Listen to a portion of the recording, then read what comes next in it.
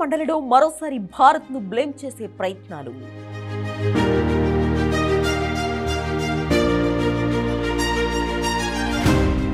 India చేతిలో మరోసారి చావు దెబ్బతిన్న ఉగ్రదేశం పాకిస్తాన్.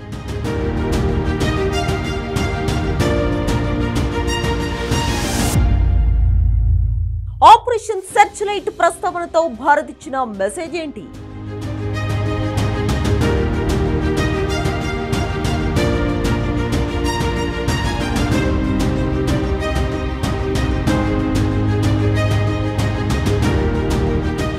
భారత్ పాకిస్తాన్ మధ్య ఇటీవలే ఐక్యరాజ్య సమితిలో మాటల యుద్ధం జరిగింది.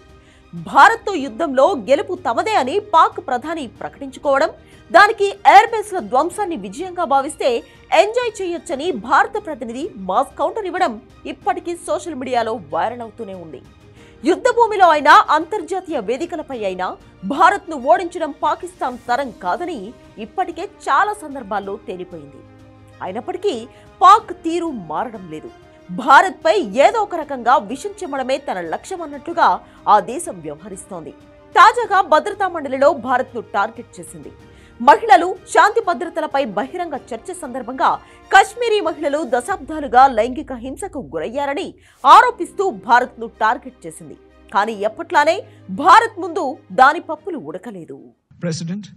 Every year we are unfortunately fated to listen to the delusional tirade of Pakistan against my country, especially on Jammu and Kashmir, the Indian territory they covet.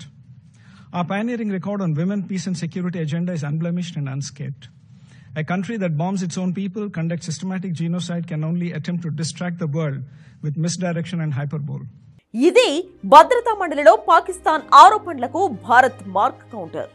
ప్రతిసారి తమ దేశంపై నిందలు మోపేందుకు పాకిస్తాన్ చేస్తున్న ప్రయత్నాలను హరీష్ తప్పుపట్టారు. మహిళలు, శాంతి భద్రతల అజెండాల్లో తమ మార్గదర్శకాలు సరిగానే ఉన్నాయన్నారు.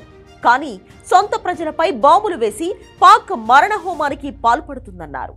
అలాంటి దేశం ప్రపంచ దృష్టిని మరల్చేందుకు తమపై నిందలు మోపుతుందన్నారు. మహిళల హక్కులు కాలరాయడంలో పాక్కు దారుణమైన రికార్డులు ఉన్నాయన్నారు. ఈ సందర్భంగా 1971లో పాక్ నిర్వహించిన ఆపరేషన్ సర్చ్ లైట్ గురించి హరీష్ ప్రస్తావించారు. పాకిస్తాన్ తన సొంత సైన్యం 4 లక్షల మంది మహిళలపై సామూహిక అత్యాచారానికి అనుమతించిందన్నారు. పాక్ చేసే ప్రచారాన్ని నమ్ముతూ ప్రపంచం ఈ విషయాలన్నీ చూస్తూ ఉండిపోయిందన్నారు. నాడు తూర్పు పాకిస్తాన్లో బెంగాలీలను అణిచివేసేందుకు సైన్యం ఈ ఆపరేషన్ను ప్రారంభించింది. ఆ సమయంలో లక్షల మంది మహిళలను నిర్బంధించి దారుణంగా హింసించారు.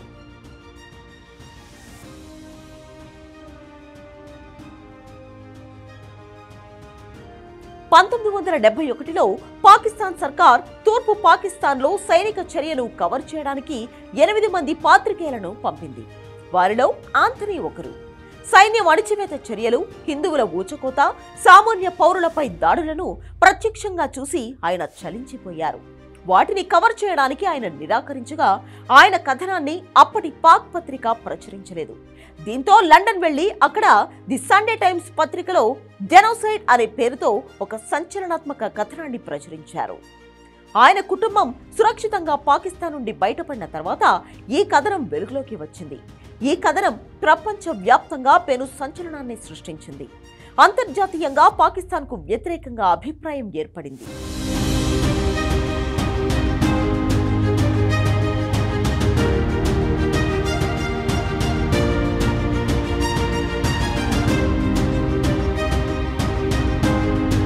నిజానికి భారత్ అప్పటి ప్రధాని ఇందిరాగాంధీ బంగ్లాదేశ్కు మద్దతు ఇవ్వడానికి కారణం కూడా ఆంథనీ రాసిన కథనమే కారణమని చరిత్రకారులు చెబుతారు.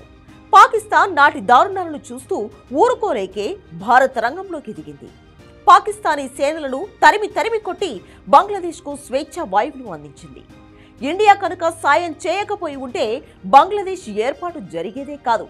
ఇవేవీ బంగ్లా ప్రస్తుత పాలకులకు గుర్తులేదు. ఆ సంగతి పక్కన పెట్టి భద్రతా మండలిలో పాకిస్తాన్ ఆరోపణల విషయానికొస్తే ఏదో ఒక రకంగా కశ్మీర్ వివాదాన్ని అంతర్జాతీయ సమాజం ముందు చర్చకు తేవడమే పాకిస్తాన్ పనిగా పెట్టుకుంది.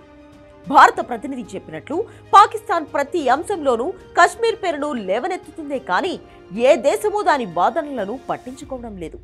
ఈ నిజాన్నే పాకిస్తాన్ యాక్సెప్ట్ చేయలేకపోతోంది. అందుకే కశ్మీర్లో మోడీ సర్కార్ దారుణాలంటూ లేనిపోని నిందలు మోపుతోంది. కానీ ఇవేవి వర్కౌట్ కావు. ఎందుకంటే భారత్ పాకిస్తాన్లో ఎవరేంటో ప్రపంచ దేశాలకు తెలుసు.